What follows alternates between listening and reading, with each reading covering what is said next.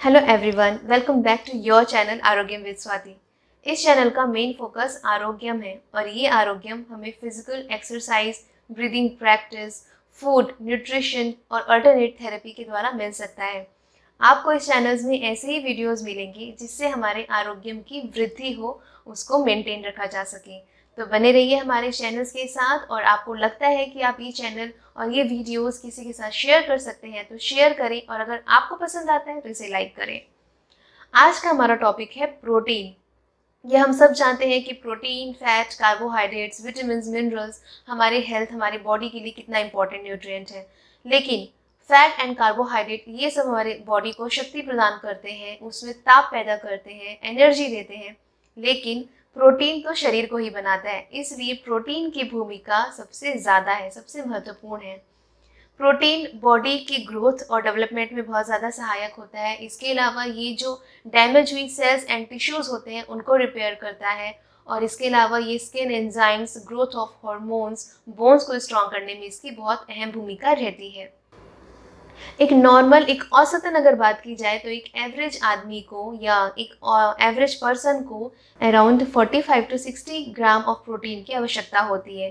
आप इसे इस तरह से भी समझ सकते हैं कि हमारे बॉडी वेट के अकॉर्डिंग पर किलो पर 1 ग्राम प्रोटीन की आवश्यकता होती है। इट मीन्स अगर किसी का वेट 60 किलो है तो उसे कम से कम 60 ग्राम प्रोटीन की आवश्यकता होगी।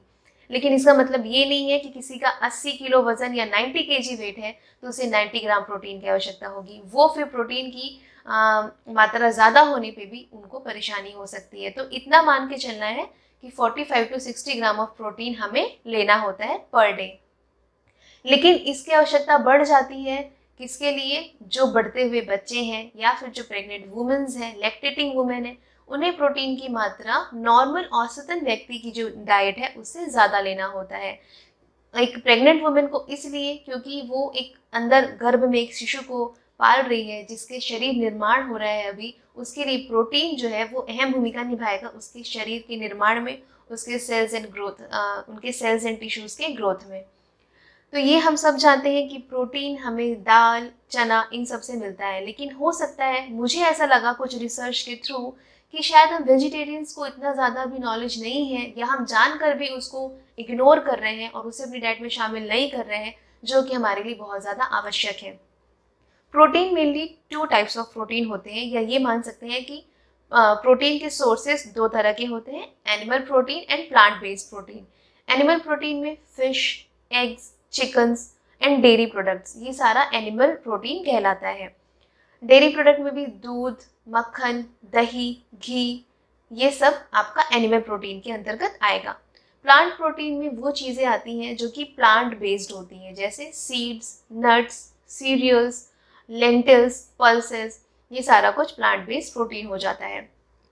अलग अलग लेंटिल्स में या अलग अलग सीड्स में, अलग अलग नट्स में अलग अलग वैरायटी के और अलग अलग क्वांटिटी के प्रोटीन होते हैं। अगर आप एक तरह की ही दालें खा रही हैं तो आपको एक तरह का ही प्रोटीन मिल रहा है और उसमें एमिनो एसिड्स की मात्रा कम आपको प्राप्त हो रही है। एक्चुअली ये प्रोटीन और एमिनो एसिड्स का क्या संबंध है? जब आप प्रोटीन डाइट खाते हैं, आप ऐसा कुछ खा रहे हैं जिसमें कि प्रोटीन है, वो डाइजेस्ट होके अमीनो एसिड्स में कन्वर्ट हो जाता है, जो कि स्मॉल इंटेस्टाइन में जाकर फिर वहाँ पर जो आपको अमीनो एसिड्स की आवश्यकता है वो ब्लड के थ्रू आपके पूरे शरीर में पहुँचता है, जिससे आपकी लिवर, किडनी एंड आपके हीमोग्लोबिन को बनने में सहायता मिलती है। इसी तरह से प्लांट बेस्ड प्रोटीन में कीनोआ एंड सोयाबीन एक बहुत अच्छी मात्रा हम ले सकते हैं प्रोटीन की, क्योंकि इसमें जितने भी 9 एसेंशियल न्यूट्रिएंट्स होते हैं, एमिनो एसिड्स होते हैं, वो भी विद्यमान होते हैं। Quinoa and soybean low in calorie होता है but high in iron and magnesium होता है, इसलिए अपनी डाइट में सोयाबीन एंड कीनोआ को ज़रूर शामिल करें। सोयाबीन की फैमिली में ही आप टोफू ले सकते हैं, टेम्पे ले सकते हैं, एडेमामे बीन्स। एडेमामे बीन्स मतलब होता है जो जो मैच्योर नहीं हुआ है सोयाबीन, ग्रीन कलर का होता है, वो भी प्रोटीन का बहुत अच्छा सोर्स होता है। इसलिए जो वीगनिज्म फॉलो करते हैं वो कीनोआ एंड सोयाबीन को अपनी डाइट में ज़रूर शामिल करते हैं। और वेजिटेरियंस के लिए आज हम बात करेंगे बहुत सारे प्रोटीन सोर्सेज के लिए, और बात करेंगे कुछ इंपॉर्टेंट टिप्स के बारे में भी। आपको कुछ सीड्स भी लेना होता है, प्रोटीन का अच्छा सोर्स होता है। जनरली हम कितने सीड्स के बारे में जानते हैं, flax seeds and pumpkin seeds, sunflower seeds, okay. लेकिन इसके अलावा और भी सीड्स हैं जो प्रोटीन का अच्छा सोर्स है जिससे आप अपनी डाइट में शामिल कर सकते हैं, जैसे कि chia seeds, hemp seeds, pumpkin seeds, sunflower seeds, flax seeds, garden cress seeds. Garden cress seed जिसे कि आड़ू भी कहा जाता है।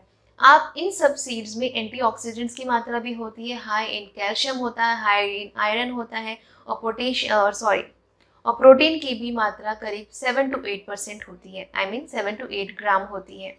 आप इन सीड्स को या तो मिक्स करके किसी बॉक्स में रख लीजिए और अपने स्मूदीज में या ओट मील में, सूप में ऊपर से आप इन सीड्स को डालकर एक प्रोटीन का अच्छा डिश तैयार कर सकते हैं। अगर आप ये नहीं कर पा रहे हैं तो कम से कम आप sunflower, pumpkin and chia seeds इन्हें अपनी डाइट में ज़रूर शामिल करें क्योंकि ये प्रोटीन का बहुत अच्छा सोर्स है। नट्स की बात करते हैं। नट्स में आलमंड, पीनट एंड वॉलनट ये बहुत अच्छा सोर्स है प्रोटीन का। आलमंड और पीनट तो ये हार्ट के लिए भी बहुत अच्छा होता है, इसलिए जो हार्ट पेशेंट हैं या जो अपने दिल को स्वस्थ रखना चाहते हैं हमेशा, वो पीनट एंड आलमंड को अपने डाइट में ज़रूर शामिल करें। आलमंड बटर और पीनट बटर आप घर में ही बना सकते हैं, बहुत इजी होता है। अगर आप इसकी रेसिपी चाहते हैं तो वो भी मैं अपने चैनल्स में आगे शेयर करूँगी आपसे। अपने डेली डाइट में आप around 1 to 2 spoon of almond butter या पीनट बटर, अगर आप बटर नहीं लेना चाहते हैं तो आप रोस्टेड फॉर्म में भी पीनट एंड आलमंड को ले सकते हैं। इसमें भी आपको, अगर आप 1 चम्मच से 2 चम्मच तक आप पीनट बटर या आलमंड बटर लेते हैं तो आपको 7 to 8 ग्राम ऑफ प्रोटीन की आवश्यकता पूरी हो जाती है। इसके बाद आता है सीरियल्स, जिसमें आप ओट मील्स एंड ये सब मिक्स करके ले सकते हैं। ओट मील भी एक बहुत अच्छा सोर्स है प्रोटीन का, जो कि अगेन लो इन कैलोरी है। और अगर आप वेट लॉस करना चाहते हैं तो भी आपको अपनी प्रोटीन को बढ़ाना होगा, अपनी डाइट में एंड कार्ब्स को कम करना होगा। जब आप प्रोटीन बढ़ाते हैं और उसमें जब आप ओट मील, आलमंड्स, पीनट बटर और कीनुआ, सोयाबीन ये सब शामिल करते हैं तो आप काफ़ी फुल फील करते हैं। अगर आपने नाश्ते में ओटमील ले लिया है तो आपकी जो भूख है वो काफ़ी टाइम तक आपको नहीं लगेगी और इसके बाद आप अपने वेट को भी मेंटेन रख सकते हैं। इसके बाद आता है लेंटिल्स। कई बार लोग कंफ्यूज होते हैं कि लेंटिल्स एंड पल्सेस, लेग्यूम्स ये सब क्या है। तो एक्चुअली लेंटिल्स जो होता है वो लेग्यूम्स फैमिली का एडिबल सीड है। लेग्यूम एक फैमिली है जिसके अंतर्गत बहुत सारी चीज़ें आती हैं, पल्सेस, लेंटिल्स और भी अलग चीज़ें आती हैं, लेकिन ये लेंटिल्स एंड पल्सेस जो होता है वह एडिबल सीड होता है। लेंटिल्स को जाना जाता है, इसको कैटेगराइज कर सकते हैं उसके कलर के हिसाब से, like brown, red, yellow, black. और यही लेंटिल्स जो होता है ये पल्स कहलाता है। अलग अलग कलर की दालों में अलग अलग क्वांटिटी में प्रोटीन होता है, बट जितनी भी दालें होती हैं वो अगेन लो इन कैलोरी होती हैं but high in iron, magnesium and folate होता है। इसलिए बढ़ते बच्चों को और प्रेग्नेंट वुमेन को दाल ज़्यादा दिया जाता है, उनको दाल खाने के लिए बोला जाता है। इसके अलावा भी जो आम इंसान है, कोई भी स्वस्थ व्यक्ति है, उसे भी दाल अपनी डेली रूटीन में, डेली डाइट में शामिल करना चाहिए। यहाँ पर एक टिप है, अगर आप एक तरह का ही दाल खा रहे हैं डेली तो आपको एक तरह का ही न्यूट्रिशन मिल रहा है, क्योंकि अलग अलग दालों में अलग अलग क्वांटिटी का प्रोटीन है, अलग अलग एंटीऑक्सीडेंट है और जो एसेंशियल अमीनो एसिड्स की हम बात करते हैं तो सब दाल में अमीनो एसिड्स अलग अलग होते हैं। हो सकता है कि अगर आप डेली में सिर्फ तूर दाल खा रहे हैं तो आपको कुछ अमीनो एसिड्स ही प्राप्त हो रहे हैं, लेकिन बाकी आपके बॉडी में एब्सेंट है और आगे जाके आपको उससे रिलेटेड कोई प्रॉब्लम हो सकती है।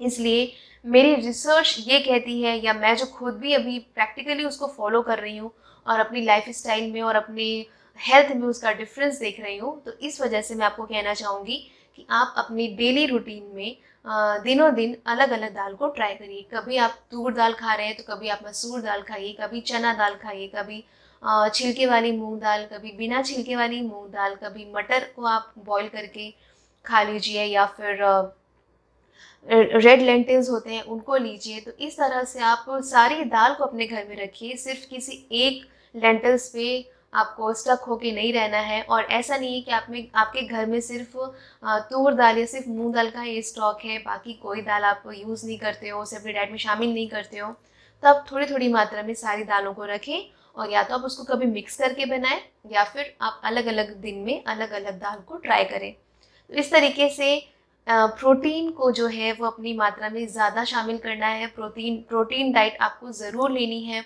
और जो वेजिटेरियंस हैं या जो वेगनिज़्म है वो बहुत आराम से, बहुत आसानी से अपनी प्रोटीन नीड को फुलफ़िल कर सकते हैं। कई बार ऐसा लगता है कि नहीं, नॉन वेजिटेरियंस जो होते हैं वो प्रोटीन का ज़्यादा अच्छा उनके पास सोर्स है, वो ज़्यादा प्रोटीन हमसे ले सकते हैं।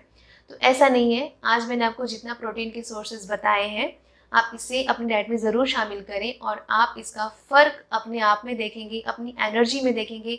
जब आप प्रोटीन डाइट लेते हैं या प्रॉपर प्रोटीन की मात्रा लेते हैं जितनी आपको ज़रूरत है डेली, अराउंड 60 ग्राम, तो आप पाएंगे कि आप में एनर्जी का संचार कितना ज़्यादा हो गया है। आप थक कम रहे हैं, आपके अंदर ज़्यादा आप कैपेबल हो गए हैं किसी भी चीज़ को करने के लिए और ज़्यादा एनर्जेटिक फील कर रहे हैं, स्टेमिना बढ़ गई है।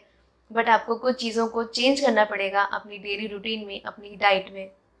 तो हो सकता है कि आज का वीडियो आपको यूज़फुल लगे। आपकी प्रोटीन से रिलेटेड अगर कोई समस्या है या आप इसका आंसर ढूंढना चाह रहे थे तो शायद इस वीडियो से आपको वो फुलफ़िल हो पाए।